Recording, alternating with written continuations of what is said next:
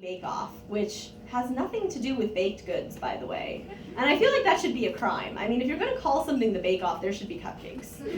But, so I had to drive there alone, and everyone else was carpooling. And I was like, that's fine, because I had taken a writing class over the summer at the academy.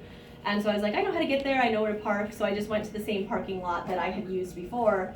And I pull up, and they're like, oh, I'm sorry, this is closed for a private event. And I'm like, no, I'm here for that. And they're like, no, you're really not. And I'm like, no, I'm here with this person's class. I'm supposed to be there. And he kind of paused, and he's like, all right, I'll let you in. And it was valet, so as I'm handing over my keys, I'm kind of thinking, I wonder if I'll ever see my car again. But I was running late, so I didn't care. I raced in, and I found the first security guard, and I said, okay, where is this person's class?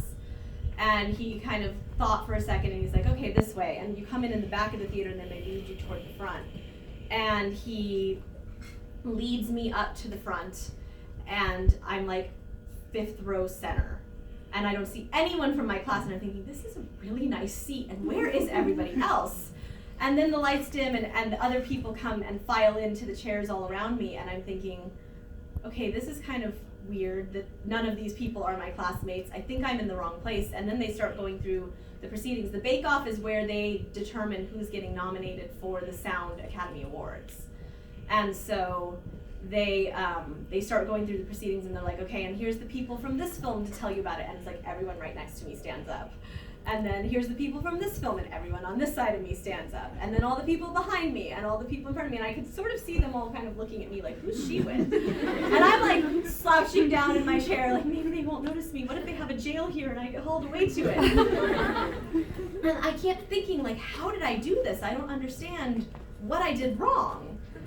And then they said, okay, so before we get to the voting, we are going to have the president of the Academy of Sound come out and say a few words, and out walks my professor.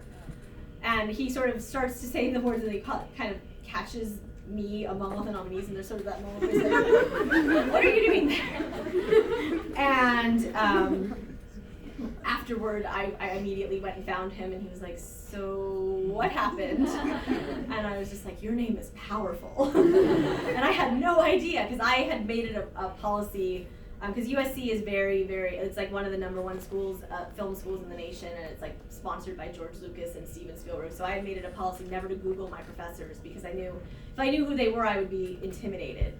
And so I had no idea that he was the president of the Academy of Sound. It might have been in my best interest had I Googled him at that point. Okay, I think we have time for one more. And this one's relatively quick. So, I once had to hold a semi-coherent conversation with a shirtless Chris Hemsworth. Oh. How many think I'm telling the truth? I think there's a lot of people hoping I'm telling the truth. How many people think I'm lying? Sadly, I'm lying, but it was that I had to have a semi-coherent conversation with a shirtless Rob Lowe, which was almost as good as Chris Hemsworth. I mean, Thor rules all. But Rob Lowe, if you've ever seen Parks and Rec, you would know that Rob Lowe is a lovely, lovely human being who also happens to be lovely. And he was filming a fight scene, and so he was shirtless, and they had also already spritzed him down so that he was all glistening.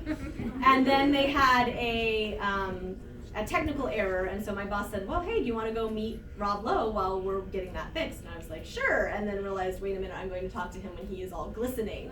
This is going to be very awkward. So I was just like, eyes up here, Shannon, do not look at the abs. And managed to make it through. I mean, I have no memory of what I said. I do remember that he was very kind, and he shook my hand, and I was like, wow, his hand is very wet and glistening as well. But I don't remember anything I said, so that's why I call it a semi-coherent conversation, because, yeah. But I'm pretty sure if it had been Chris Hemsworth, I would have just stared. So I guess it was a good thing that it was Rob Lowe. All right, well, thank you guys so much for being here. We're going to do, I think, the raffle now, and then I also want to get a crowd photo. Great. So which is better to do? Let's do the crowd photo first. Let's do the crowd photo first. So this is going to go on my social media, so if you do not want your face on social media, either duck down or hide your face behind your book, and it works really well if you hold up your books too.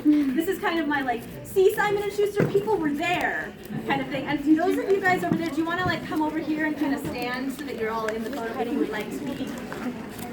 Yeah, I'll be in it too. Where should I be? If you